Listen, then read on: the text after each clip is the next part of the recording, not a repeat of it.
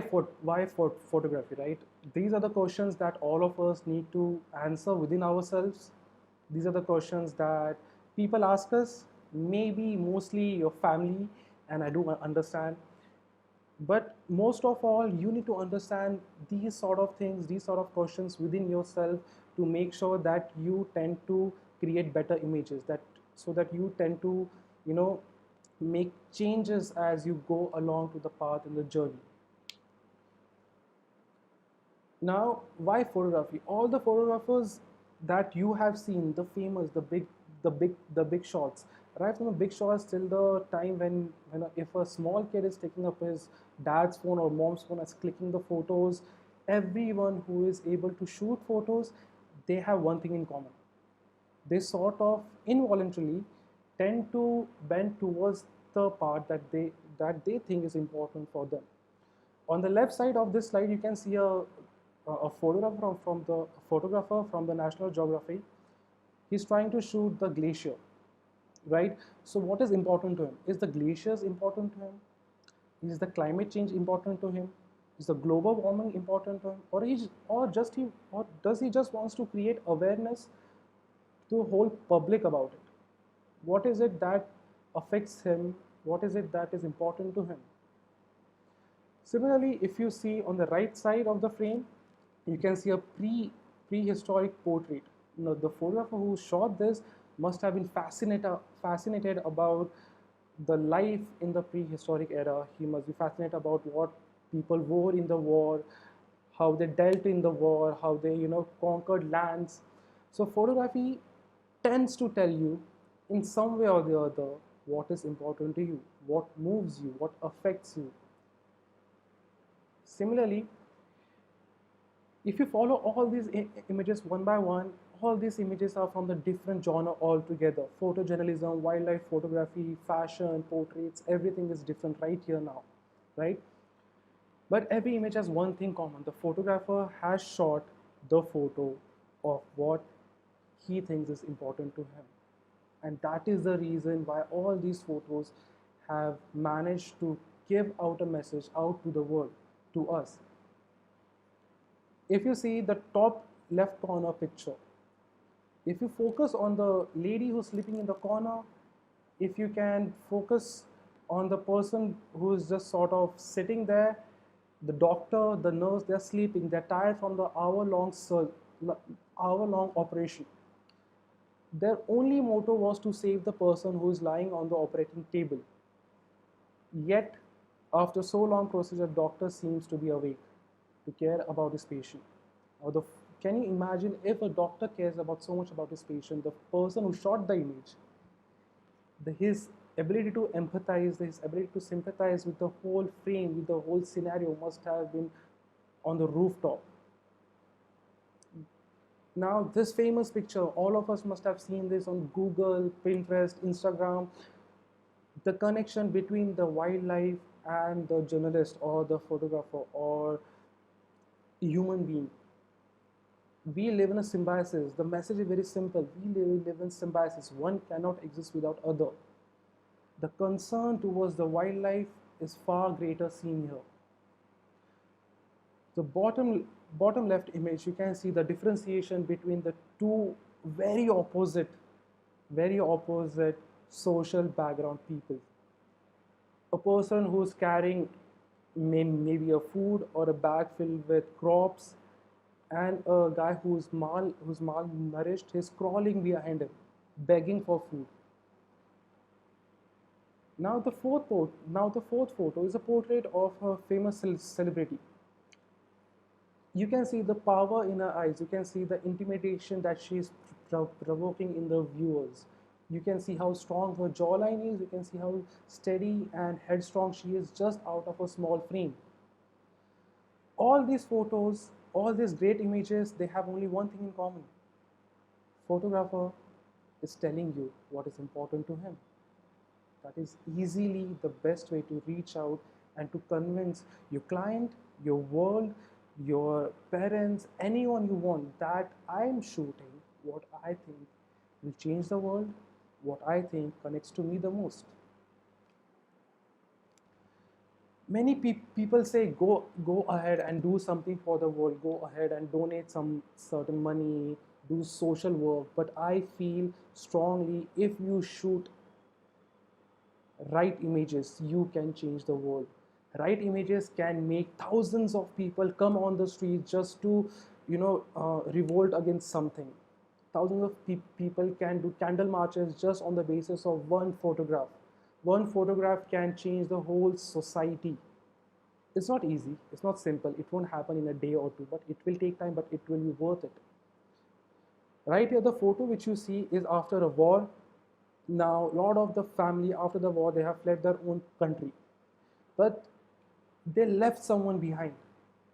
They left someone, out there struggling and trying to survive. The photo of a kid being smuggled inside the border is a it impacts it has impacted the US, it has impacted the states on a greater level. They called off their troops, they made sure that the war is not extended to the civilian. There was revolution across the social media, the Twitter, or on the Twitter took the toll of this photograph and it just spread. The photograph changed someone's life. The photograph changed the world. It changed the how people look at certain community in certain way, and it has changed their lives.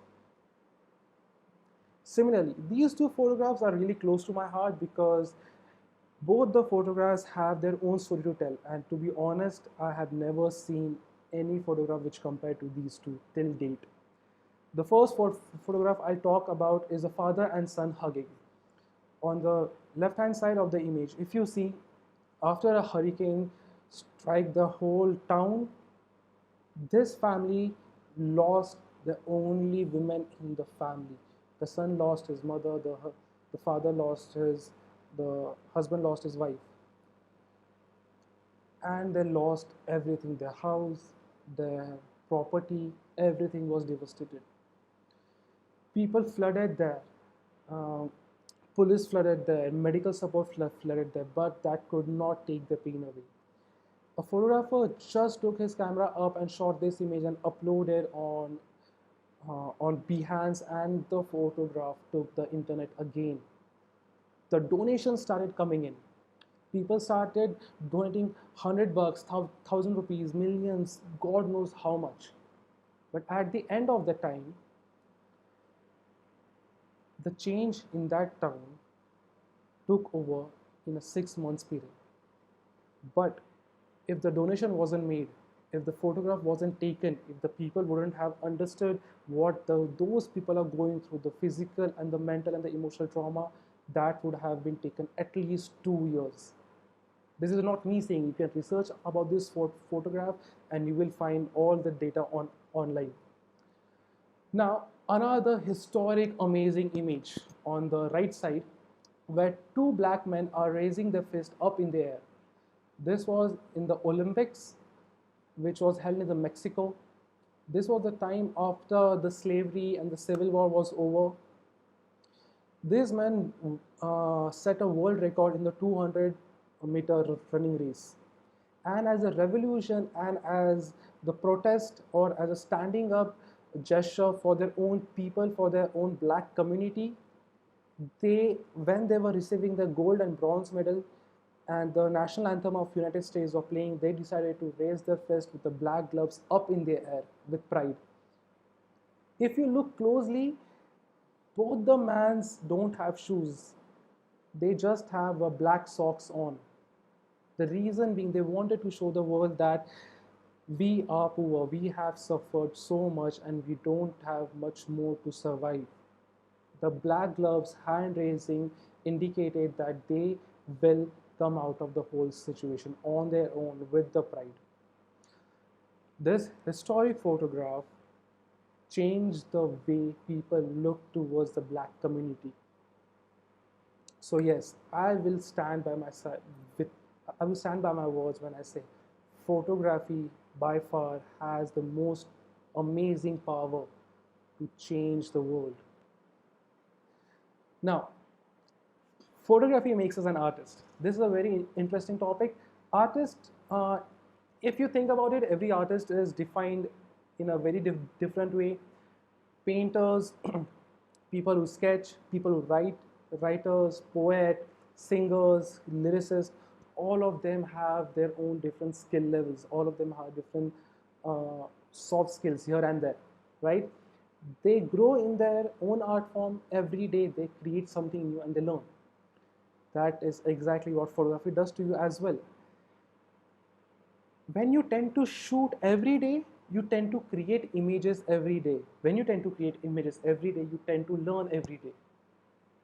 There's a famous quote, first 1,000 photos of yours are rubbish. At beginning, if you read this quote or if you understand this quote, this is just a simple quote that first 1,000 photos that I take, they're not good enough. But what it actually means, if you think about it more deeply, is to reach the level of 10,000, to reach the level of 1,000 photos, you need to shoot at least one photo each day. You need to give your 100% to it. And an artist doesn't is hardly, there are very rare cases where artist is born. He's a born artist. But an artist is made. An artist is made by practice and consistency. A photography makes you an artist. It will make you an artist if you are consistent, if you scan images every day, if you consume more images, if you shoot every image that comes in your mind, if you put your 100% to it. For me, that's what an artist is. For me, consistency is what makes an artist, and photography is for sure a platform and an art form that will give you that. Now, talking on the same lines, if you look at these two images, clicking shutter, clicking one click, like when you click the button on your phone camera or you click the shutter on your camera, it's a very easy task to do. The task itself, it just requires one finger or one thumb. It's not a difficult task, right? But what is most difficult task is what goes before you click the shutter. That is what makes you the photographer. That is what makes you an artist. The makeup, just imagine the kind of makeup, the kind of intensified makeup the both the images had. The photographer had to know, he had he should have had knowledge of how makeup should look on camera. The photographer should have the knowledge what an image will look like after the post processing is done. Isn't it just amazing how everything just comes together just before you click the shutter? You just know that this moment right here, all the efforts of mine as a photographer has paid off. Now all I want to do is click the shutter.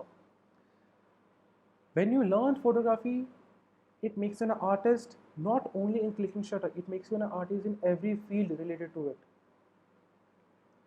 It makes you an artist in makeup. You are sort of a jack of all trades. You know about makeup, you know how things look on camera, you know about post production, you know about Photoshop, Lightroom, and various kind of softwares. Knowledge like this is what will make your photo better picture than what you have seen. Photography is a complex but unique language. Yeah, that is a bit funny because here we are trying to tell you the photography is simple and you can learn easily and all that stuff. The reason why I use the word complex is not because it's difficult to understand. Photography is the easiest art form to understand, easiest art form to learn, but is the most complex art form to implement. On the screen, you can see one amazing photo, and there are diagonal lines passing through here and there, and each and every line means something. Each and every shape, it means something. These are guidelines that the photographer has followed.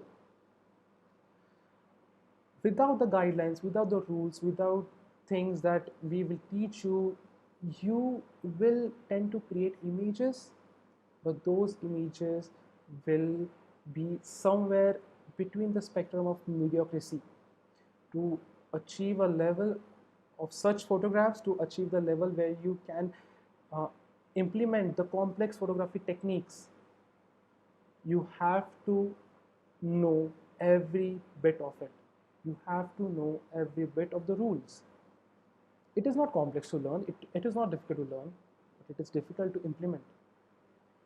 For example, you must have heard the Fibonacci series, the golden ratio, right? It appears in nature in everywhere, in every aspect of the nature. But if you try to shoot a Fibonacci series or golden ratio with your photograph, in your photograph, it will be the most difficult part that you have done. Photography makes you push your boundaries. It's a unique language. It's a very unique language. If you're able to push your boundaries, if you're able to understand it and implement it, it will be a very unique language that you use to convey your ideas, your creativity, and your thoughts throughout the spectrum. Photography has the power to move us. This I strongly believe, because I guess since the beginning, since I picked up the picked up my pencil to sketch or my paintbrush to paint, I wanted to not convey an idea, but I wanted people to understand and connect with me, and I wanted people to be moved with what I'm trying to tell them. I wanted them, I sort of wanted a chain reaction going in their head when they see an image. And photography does that. It has power to move you, it has power to move the public, the viewers, everyone all together. Look at both of these images. Two of these images, do you think they are connected? For me, they are. These two images are taken in a very two different background, from a very two different countries, from a very two different culture, but they still, for me, they connect. Let's talk about the first image, where a father is dancing with his daughter and she's gonna get married, right? She'll be married and she will be going out of his house, and she'll be living with her husband and all. But yet he's smiling. He wants to cry, but he's happy for his daughter's happiness. The photo collage of those two photos gives you an image of happiness, gives you the image and the idea of happiness, how happy the marriage is, how happy she is or they are to be married to their loved ones. Talking about love, LGBTQ rights, that is what it is about. It's about love, right? Love is love. These two images connect on a different level for me. And both the image individually, they have the ability to move the viewer. They have the ability to tell you this idea exists in the world and we need to respect and accept that. Now, let's talk about the most technical stuff that I'm sure most of you must have been avoiding till date, the history and the future of photography. Let's talk about history of camera a bit. Now, to start with the camera, you have to understand what photograph actually is, right? You have to understand how does the term photography came into existence. Photography, if you just type on the Google photography, you will get this definition for sure. Photography is created by Greek words, two different Greek words, photos and graphe. Photos mean the light and graphe means the drawing. It's basically drawing with light. But what is in the name? Why is this name so interesting that it actually made so far? If you think about it, the light is made up of photons. If you remember your classes from 10th and 9th standard, light is made up of photons. When you hold an image, you're not holding a color or a paper, you're holding the light itself. Light comes through the lens and it projects itself on the sensor. You're actually capturing the light, you're actually drawing with the light. That is why the name is interesting. You don't use colors to paint the image. You don't use subjects to create the image. Obviously, subjects and colors are the most important part, but to create the image, when you print the image, you're holding light in your hand. You're holding the light which you have captured. It's not going to leave that piece of paper anymore. It's not going to leave that frame. The light is set there. Now, when The photography came into existence when the camera came into existence. It wasn't known as a camera. It was a sort of a shortcut for people who like to draw portraits, who like to draw sceneries, the painters.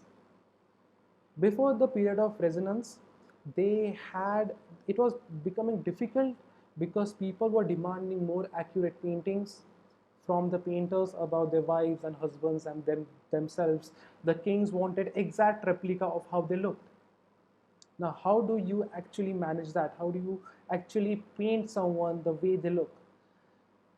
They didn't had all the technology that we have right now. They used to struggle, right? And that is how the photography came into existence. I'm sure it's a bit confusing, right? How is painting related to photography? So let me explain. The first ever, the first ever normal camera or the basic camera was called camera obscura. The principle is very simple. The principle of this obscura is very simple. There is a hole into the box, and because of the refraction, the light enters and projects an image. Mind you, I am using a very layman's language to make sure that you understand as much as you can. So please try to follow. If you see, there's a very small hole into the box and it's projecting the image on the other side of the wall. Now, how does this actually work?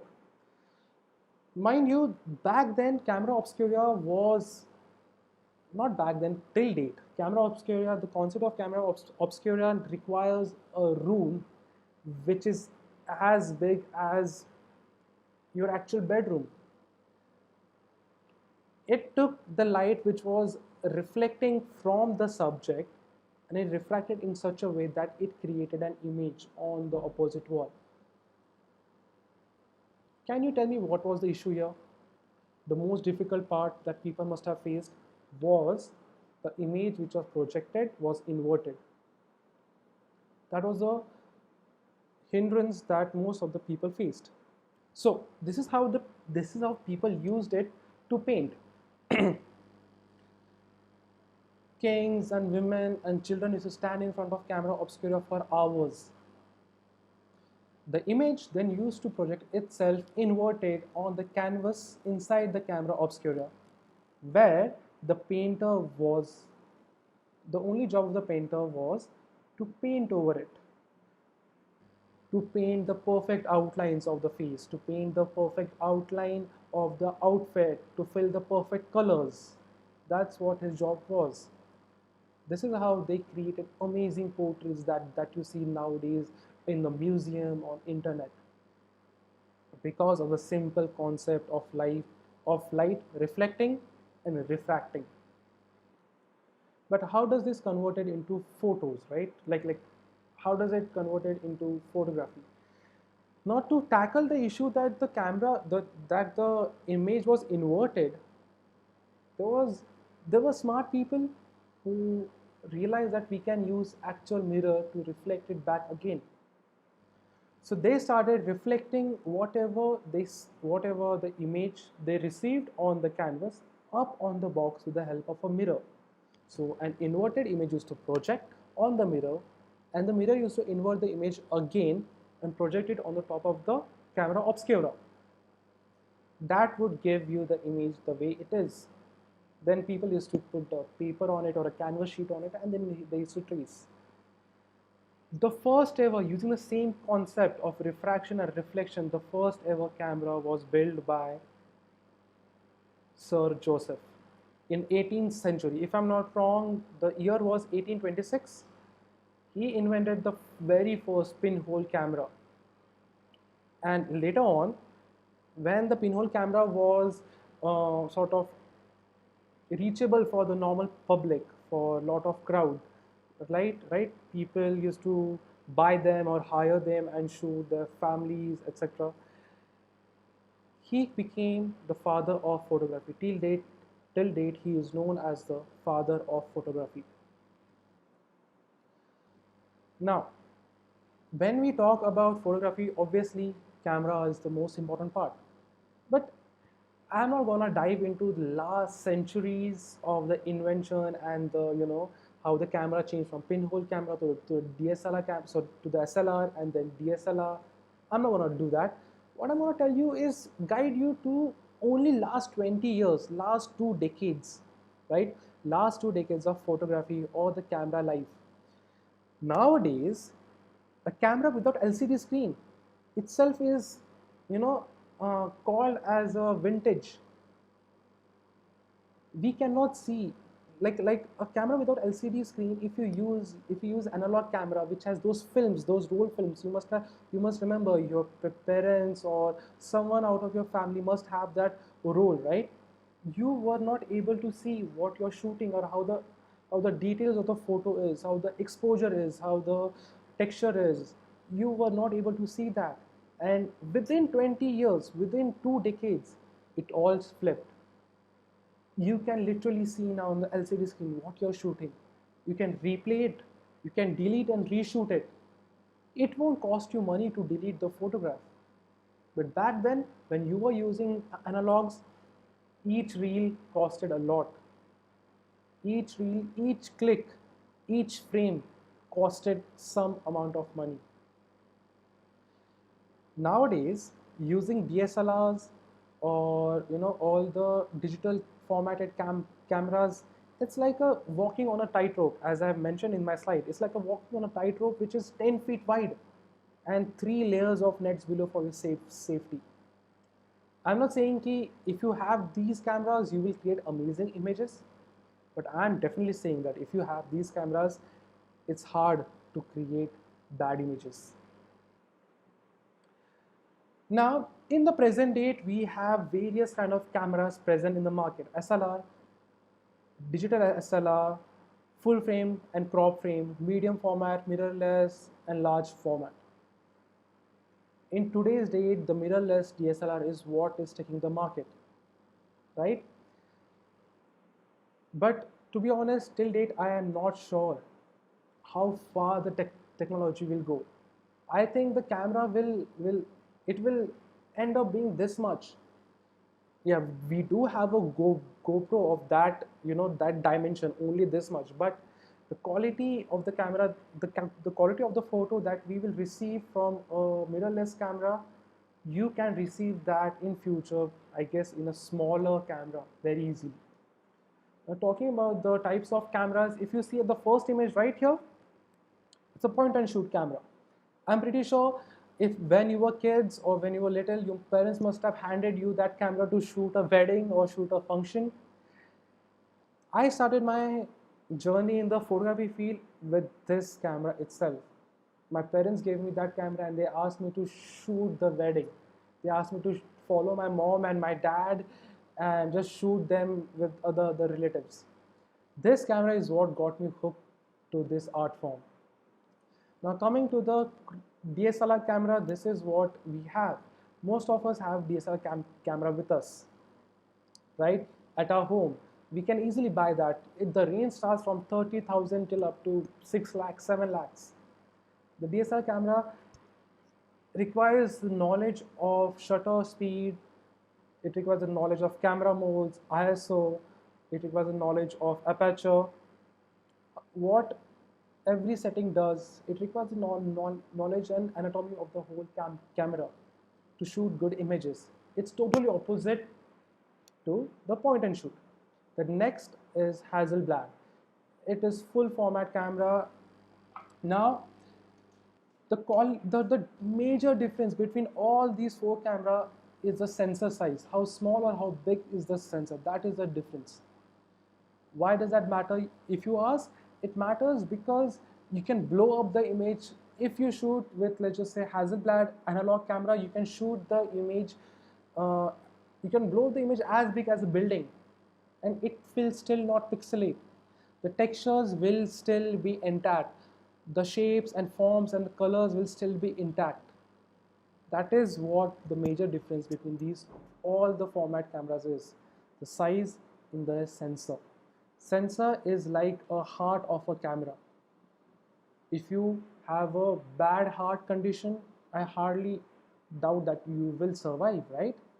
For that, you need to work out, you need to be a better self. The same way, better the sensor, better the camera, better the camera, better the sensor. It's vice versa. Now, you must have a lot of doubts. How do I learn about this? How do I learn about camera? How do I learn how to shoot, what to use, and all those kind of questions.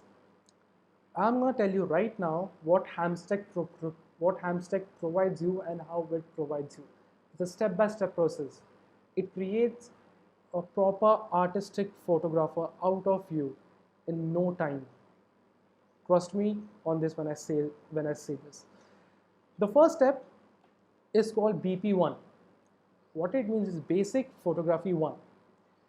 This step will be of approximately 2 months to 3 months, depending on the subject needs to be covered, depending on how fast students grasp the whole idea. The BP1 consists of the knowledge of history of photography, which I just gave you few minutes earlier. It will tell you the origination, the inception, why and how photography came into existence. It will teach you and explain you the details about anatomy of camera, the basic fundamentals of photographs. BP2 has to do everything with light. BP2 means basic photography 2. It has everything to do with the light, which is again the most important aspect of the photography, right? Remember, photography is made up of two words: photos and graphy, painting with light or drawing with light. So BP2, basic photography 2, will teach you everything which is related to the light. It will teach you how light behaves, how light acts in certain environment, how you can modify light, how you can control the light itself. Can you imagine controlling something which energizes the whole universe? Basic photography 2 will teach you how to control, manipulate, and understand the light. The third step is visualization.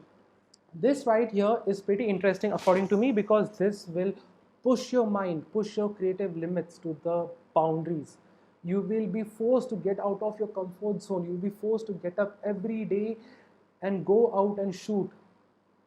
Your mind will tell you to, bro, please get up, get out, and start shooting good images. Why? Because your mind will be creatively hungry. Visualization, this aspect of the course, will tell you how to look at an image, how to dissect an image, what is the connection between the visual and physical appearances, how do you maintain all the guidelines, how do you learn the rules, and it will also teach you how to break them, how and when to break them, mind you.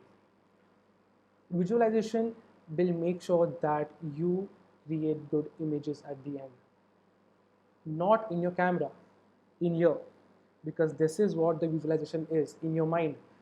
It will tell you how you create good images in your mind before you click the shutter. Now, coming to the fourth and very important part, post-production. Now, post-production is everything that you do after you have clicked the shutter on your software, Photoshop, Lightroom, etc. Uh, there are various Google softwares as well. We will teach you, the nooks and the corners, and how to do skin retouching, how to change the backdrops, backgrounds, how to give a light effect, how to give a film faded look effect. Every effect or every step or every process that in today's market you need to know, we will be teaching you that. We will teach you how to make a mediocre image to the great image. We will teach you how to make a great image to the phenomenal image. The post-production will sort of open up your minds to larger creative aspects. Now, after this basic courses, after this basic months of learning, you move on to your advanced learning. Nature photography. Whenever people shoot nature photography, I feel that people tend to look at nature photography, nature or wildlife photography as if it's the easiest way.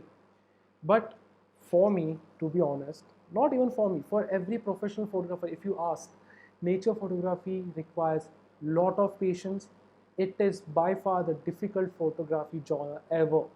Why? Because it requires you travel, it requires you to, keep your health at the max. It requires you, it requires a lot of patience from you, and it requires the understanding of how nature and wildlife works. It requires you to research as well. And this is what we will teach you in the nature photography. We will give you shortcuts, guidelines. We will take you step by step through the process of how the nature photography, how can you tackle nature when it comes to shooting the nature and wildlife step by step. Next is architecture photography. Now, when you shoot nature, you're shooting architecture which is created by Mother Nature itself. But when you shoot for architecture photography, you are shooting a nature which is created by humans itself. You're shooting the jungle of buildings. You're shooting one simple, beautiful tree. You're shooting the details of that tree. Similarly, you're shooting one simple, amazing building, how it looks. You're shooting the indoors and outdoors and close-ups and wide shots, fisheye shots. What aspects do you need to learn when you shoot for architecture? What aspects you need to keep in mind? What guidelines you need to keep in mind when you're shooting for the architecture? This is what we will teach you here. We will make sure that you understand that before you click the shutter in architecture photography, you know right in your mind what is important in this building, what is important in my frame. The next part is portrait photography. A portrait photography is all about a person. How to connect with them, how to talk to them, how to bring them out of their comfort zone, how to light the portraits, why you should light the portraits the way sorry, why you should light the portraits the way we are telling you, what is the philosophy behind the portraits and the lighting. We'll teach you everything related to the portraits to make sure that you shoot good portraits and that client pays you on time because you deliver good shots. Talking about fashion photography, fashion photography is everything related to do with the jewelry, with your outfit, with what you're wearing, how you're wearing it, with the designers, with the models, and there is a whole different level of dimension in the fashion photography. It's way too deep. It's way too. Uh, it has way too lot of knowledge to grasp. It has a lot of guidelines. It needs you to practice, and we will give you time, place, and knowledge to do that. Talking about the next, we have product photography.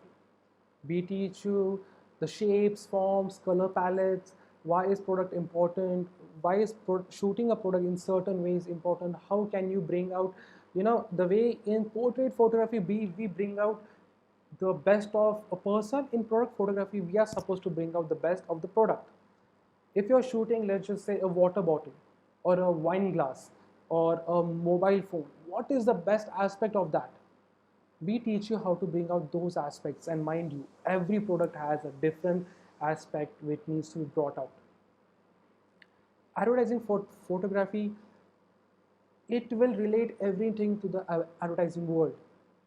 How do you create campaigns? How do you create series? How do you create and tackle with advertisement agencies, and how do you sort of create images that people will use for the advertisements?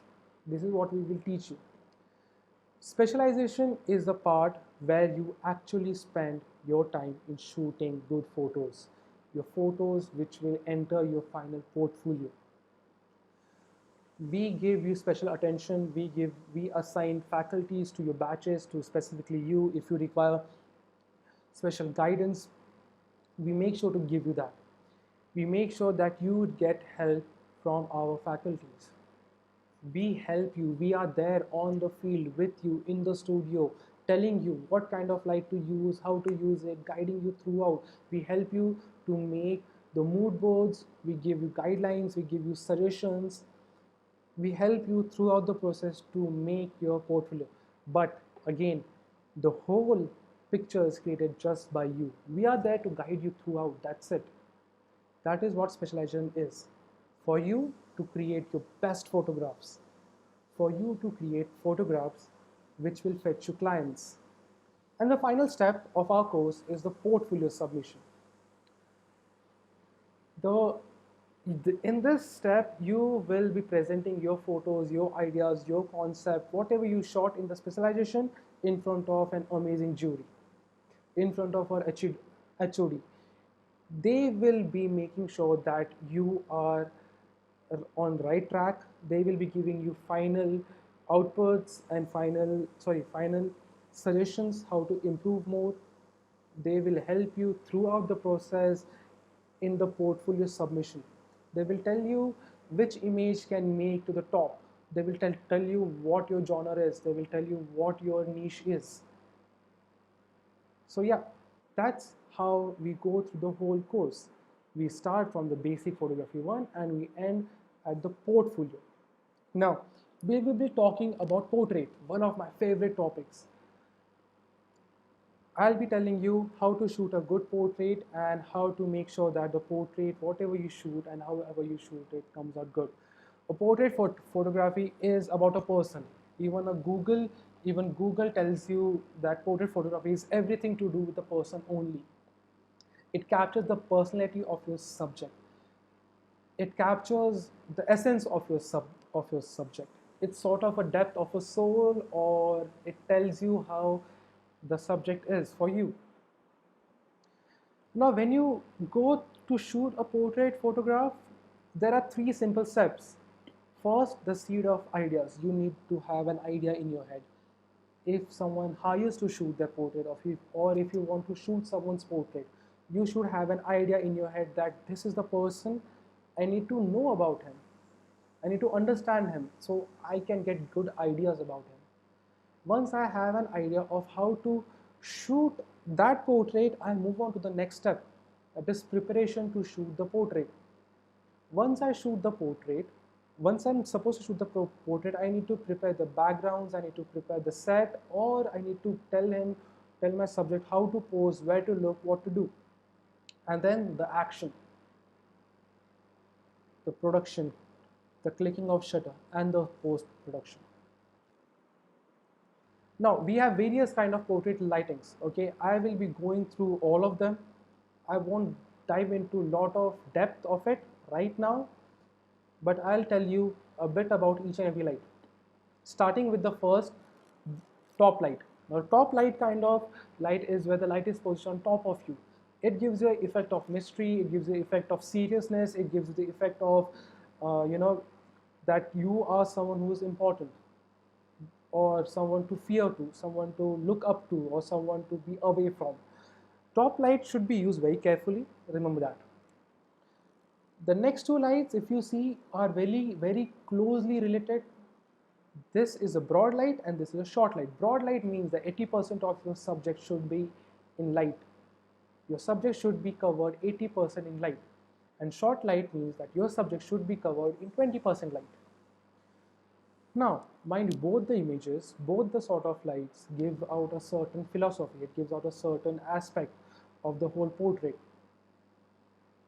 Broad light reveals more about a person. It reveals that the person is thinking this, or he is having such kind of emotions, or he's acting in a certain manner. Whereas short light will keep a person in a very mysterious way. It will create an aura of mystery, it will create an aura of, let's just say, curiosity.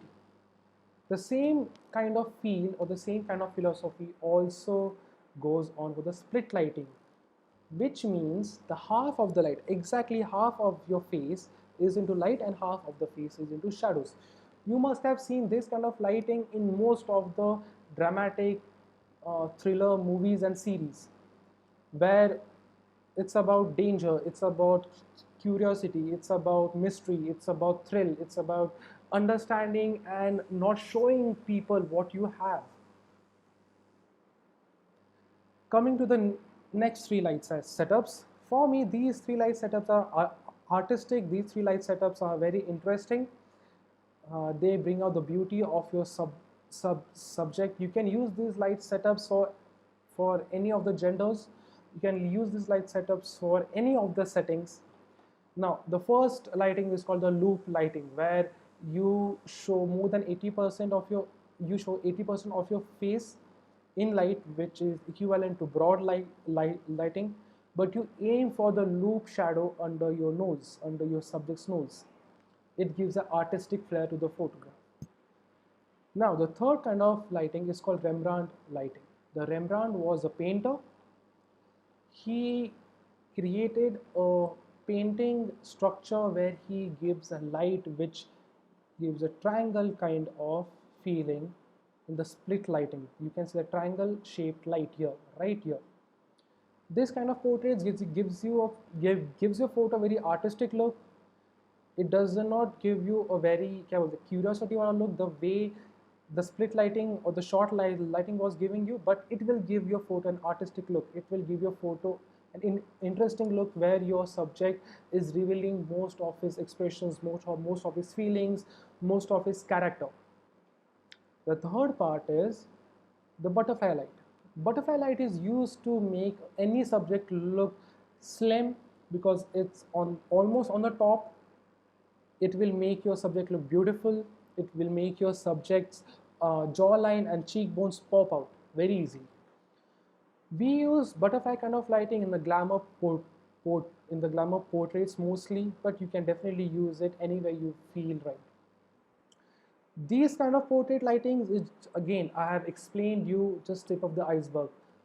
How to use it, how to make sure that you get good grasp on it is what we will teach you in the practical. 60% is what you will learn. 60% average learning curve will increase in the practicals. We give you theoretical knowledge and then we take you to the studios to show you the practicals, and then we hand it over to you to create amazing images. Now, qualities of portrait photographer. You need to talk, communicate, and learn about the story of a person whom you're shooting. You need to learn about a person, why he is the way he is. If he's old and his hands are rough, why his hands are rough. Was he into labor? Was he doing some hardship? You need to understand his story. Then, on the basis of that story, if your subject was into, let's just say, if your subject was a writer, if your subject is a writer, and he has written a lot of books, then you need to figure out your lighting. And if you remember, I told you the Rembrandt kind of lighting will give you an artistic flair. Then you choose your lighting pattern. I choose the Rembrandt lighting for my writer's portrait with a fill light. Then you think twice about the background. Once you set up your light, you think twice about your background. What is the background? Once you set up your background, before you click the shutter, you need to push your subject out of their comfort zone. Don't ask them to sit steady with their hands folded and looking straight in the camera. Ask them to do the best thing that they do. If I'm shooting a writer, I will ask them to read his book. And I'll shoot him when he is least expecting. That is what will make your portrait stand out. And your client or the person whom you're shooting for will love the portrait because it captures the essence of him. Types of portraits, let's count down. We have traditional portrait, lifestyle portraits, environmental portraits, candid, glamour and boudoir photography, fine art portraits, conceptual, surreal, self-portraits, couple, family and group. I'll be just touching all the topics right now, teaching you or instead informing you how each portrait looks like and how can you tackle them. Okay? But these are the subcategories of the whole portrait family itself. Talking about traditional portrait. Traditional portrait is very simple to understand. It is when the subject is looking directly in the camera. Now, mind you, the body language can be anything. He can be jumping, he can be looking straight at you, he can be sitting, but it is very posed, it is organized. You tell your subject how to sit, how to pose, and subject should look directly into the camera. That is the only condition for the traditional portraits.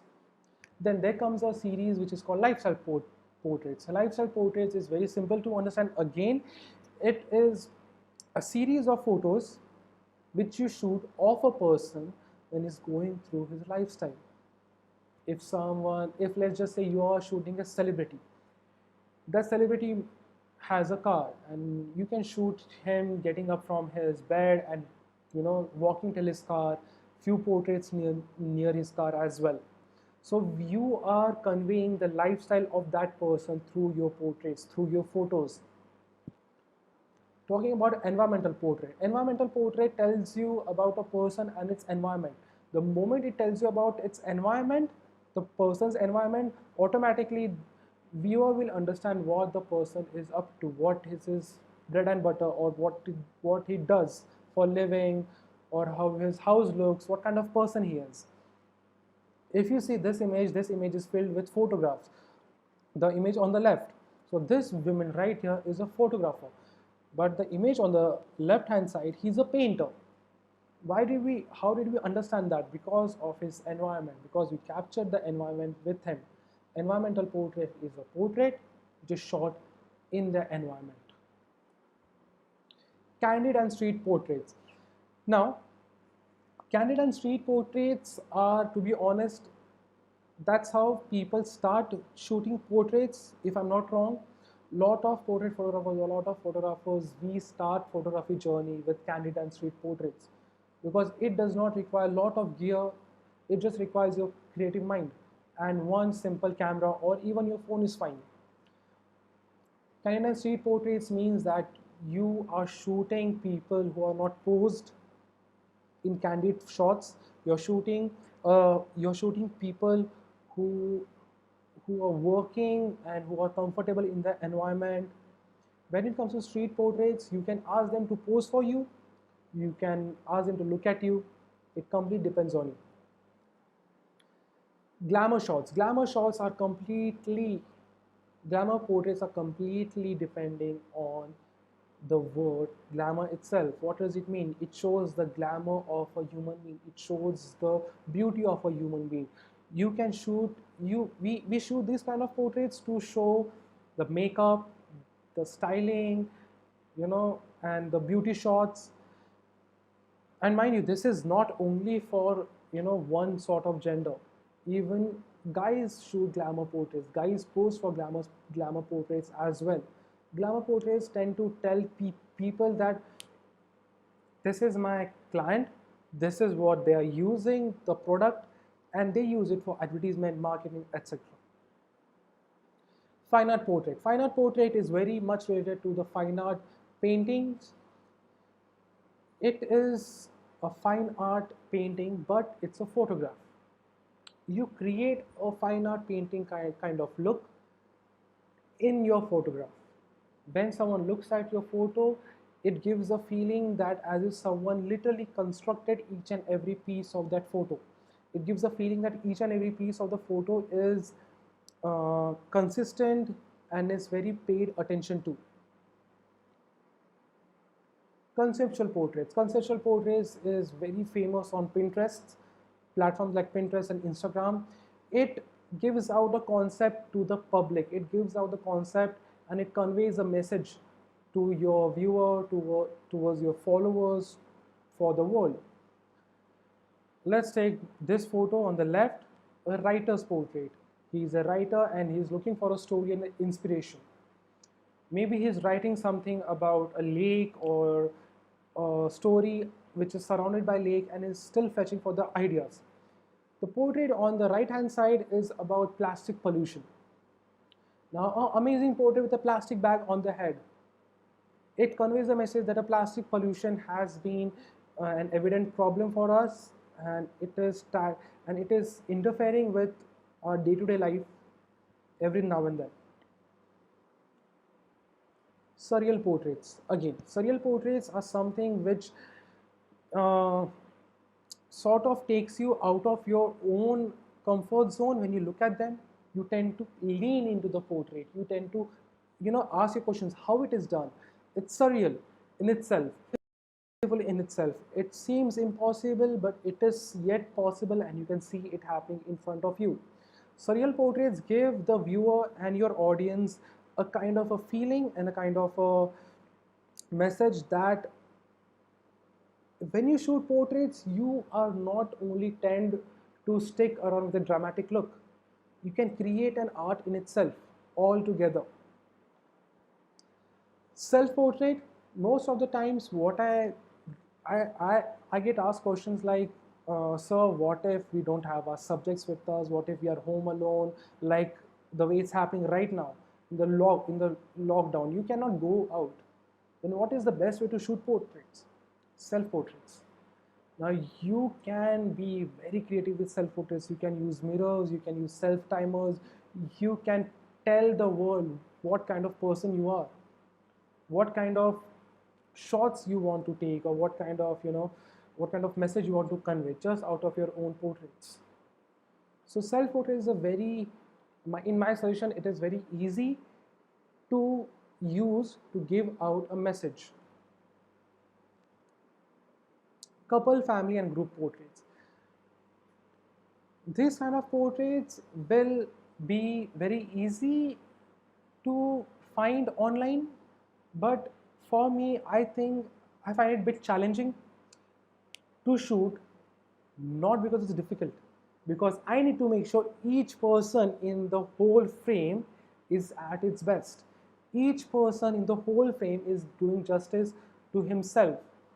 And then when I give them final print or when I give them final photo, they should be happy about how they look. Because if you must have seen when you take a selfie, a group selfie, you don't look at everyone, you look at yourself, right? So as a family or group portrait photographer, you need to make sure that you guide each person, or you need to pay attention to each person, how they are looking, how they are posing, where they are standing, how they are sitting, what is their posture, everything. Now, to wrap it all up, I'm going to tell you bit portrait tips, and then we'll open the floor all for your questions.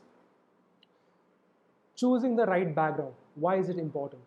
A right background will tell a lot about your subject. It will tell you a lot about your person whom you're shooting. Let's just take this example. This person is a photographer in an urban street. In urban street, you can see tall buildings. Maybe it's New York. So what does it tell you about it?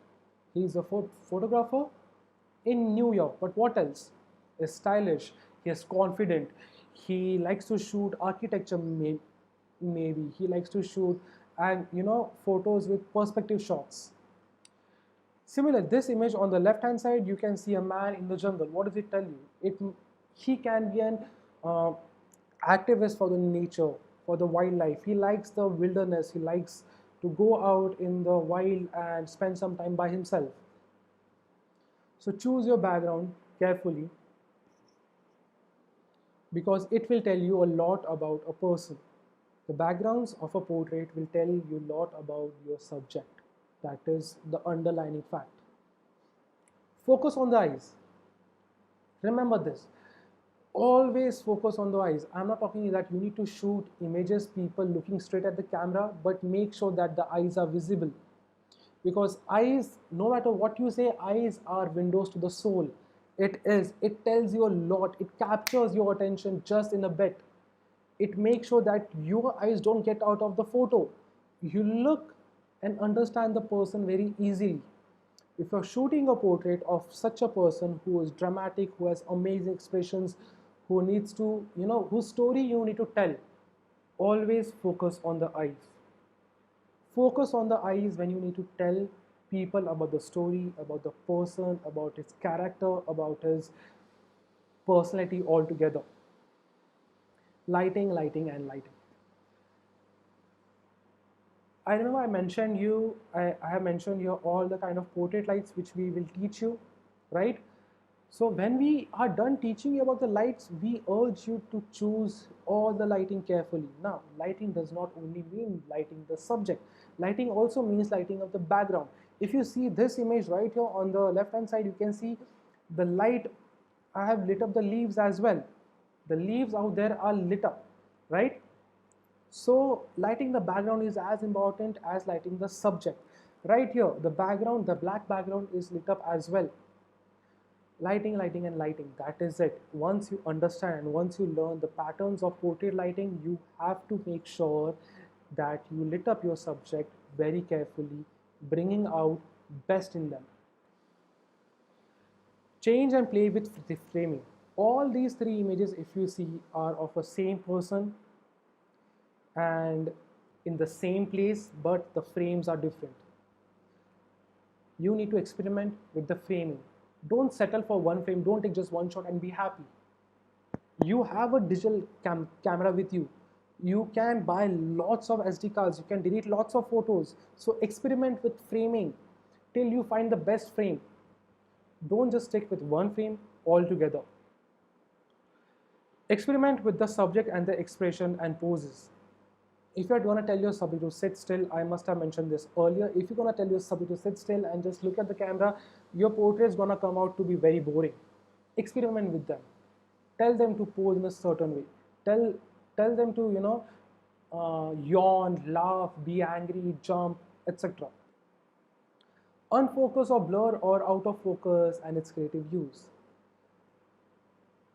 Keeping everything in focus is not always creative, it's not always advised. You can use motion blur, you can use out, you can, keep your main subject out of focus. You can keep only your subject in focus and rest of it in blur. So use your blurs or ability to blur your subject or to ability to create a motion blur very carefully. Give some space to your subject. Now, if you see in these images, the first image has a lot of head space. The right image, there is a lot of space on the left side. On the top image, there is a lot of space on the right side. Give some space to your subject. Give him some breathing space. Okay, the position where he's looking, give him some space there. So, people tend to understand that, where he is looking, it's bit perspective that way. They can understand that there is a larger size out there, so it is bit balanced. So these kind of techniques we explain you in the BP1, BP2 and in visualization, so you understand aesthetics of it. Use reflection and shadows. Don't shy away from shadows, use them to your advantage. So what if your portraits are a bit dark? Let it be, but use the shadows to your advantage. Use reflection for your advantage. Don't shoot against the don't shoot by making your subject stand away from the mirror. Use the mirrors as well. Use the windows around you as well. So this kind of ways will make your portrait way more interesting and way more intimidating, way more reaching out to the public viewers. Capture or show the movement. You can either freeze the motion or show the motion. Why is that important? Obviously, it's important because if your subject is creating that motion, that motion is important for your subject, right? So either you show that motion. Now imagine Dhoni, if you're shooting Dhoni, and if he's going to take a helicopter shot, would you like to freeze him? No, you would like to show all the whole circular path of the bat. So show the motion. Now imagine Usain Bolt running on the track. You can freeze him in the midair. The moment he jumps, you can freeze him in the midair. So if the motion is important to your subject, please, you can capture the motion, you can show the motion. It all depends on you. Get into different moods, serious, funny, angry, etc. Just don't stick with the smiling face. Smiling face is good. Definitely, it's good. It's the best way to go. But portraits are good with other expressions as well. If you get out other expressions, like if you make a Putin smile, if you make Putin is the president of Russia, if you make him smile, it's not going to suit his character. But that would be an interesting portrait, right? Because Putin is a very uptight guy, he's a very serious guy. If you make him smile or laugh, the portrait is going to go viral.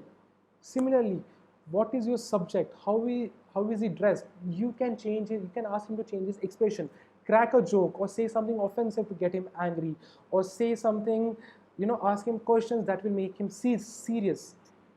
So a few of the things that I like to do, that I make jokes. Sometimes I make jokes on how they look or how I look. I make jokes on how I'm dressed, I make jokes on my hair, and they tend to laugh. And that way we break the barrier and we get them out of the whole scenario of being awkward in front of camera.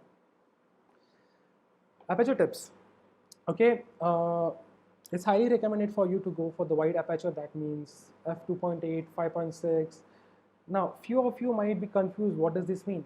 If you want to learn more, please join Hamstack. We'll teach you everything. Okay, so if you use aperture, wide aperture like f2.8, 5.6, it will give you nice background blur and your photograph will stand out. Your subject will stand out very easily. Choice of lenses. Now, for me, I use mostly prime lenses and telephoto lens, but most of the photographers like wide lenses also. So it depends on you mostly. But as a thumb rule, you can use telephoto lens 70-200, which has f2.8, and it is actually identified as the best tool for portrait photographers. Similarly, prime lens like 50 mm, 2.8 or 1.4 is also a good choice. Please remember, whether you are taking portraits of your family or your friends, you must realize that the quality of your equipment is least of your concern. I'm not saying that it's none of your concern, but it should be least of your concern, because technique, understanding, communication, and shooting at the right moment is what matters. And now, do create good art. Floor is open for good for questions. Do ask me any questions, but before that, I would like you to go through few of our favorite portraits. Just look at them. I will talk a bit about each portrait if I need to, if I feel like, and then you can ask me the questions at the end of the slideshow. So, yeah, one of my favorite photographer has shot these images. See, the group shot which you see at the family photograph, it's so amazing, right? You can see every person is at its best. You can see the eyes properly. You can see the posture properly. You can see who is with whom. Is someone someone's daughter? Is someone someone's wife, or what? Platon is one of my favorite portrait photographers. Do follow him, guys. Do check out his work. I would suggest you to go on Netflix and check out the series called Abstract, and he has one episode in him. So please do check it out.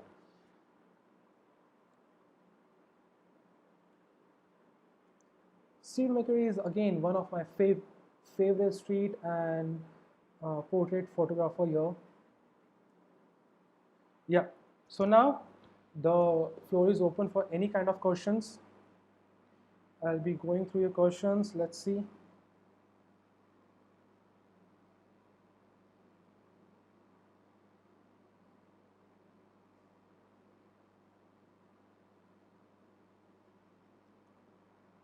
Okay.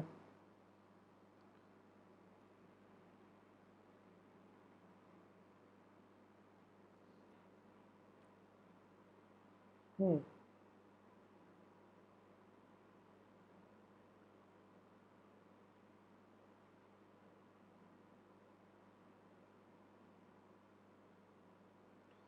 Okay. Kaushik Anand is saying, do we have class today? Yes, Kaushik, we do have a class today. So let's just wait for rest of the people to ask few questions here.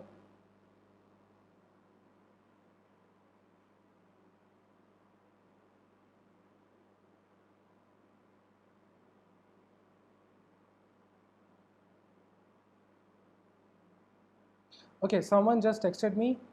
Hold on, let me.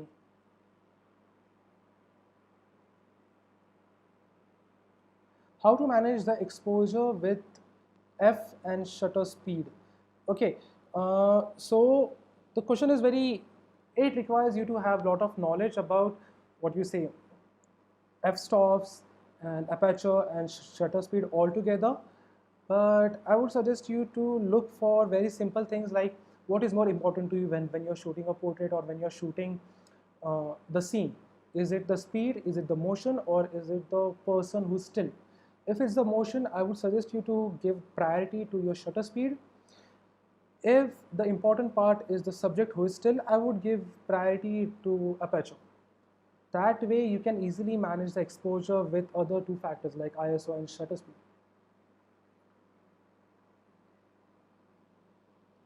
Okay, there is another question. How can I make sure that my photography page on Instagram is popular and I get more followers?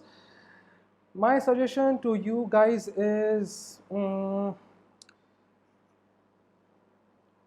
following, having a lot of followers on Instagram doesn't mean that you're a good photographer or you're an amazing photographer. Yes, it obviously means that you have a lot of followings, but don't run behind followers. Don't run behind, understanding or creating lot of tension between followers. नहीं मिल रहा है मेरे को, I'm not getting lot of followers, I'm not getting lot of likes and all. Just keep on creating good art, just for now. I think, yeah, that wraps it all. Any suggestion for prime lens for beginners?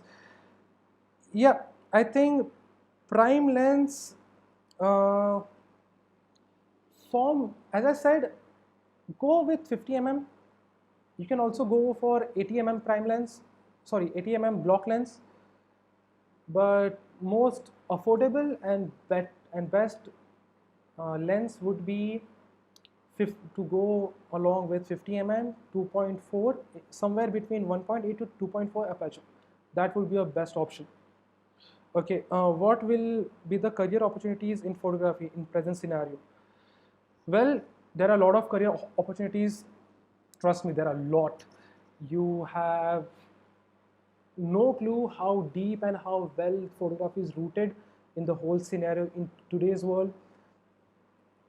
First and foremost, there is an amazing opportunity in portraits. You can be an amazing portrait photographer for n number of magazines. Fashion photography, you can explore it. You can go through Behance and you will realize there are so many fashion photographers who are earning them bread and butter just out of what they like to do. Wedding and events is another aspect. Wedding and events is by far most financially stable, I may say, or financially stable if you are good at it or if you enjoy doing it. Okay, there are very like food for photographers. They are shooting with great hotels like Westin, Taj, Park Hyatt. They are getting contracts for months and years to shoot with them. So, in my personal opinion, personal and professional opinion, photographers will always have opportunity out there in the world. We don't lack photographers. We don't lack photographs. We lack good photographers. We lack quality photographers.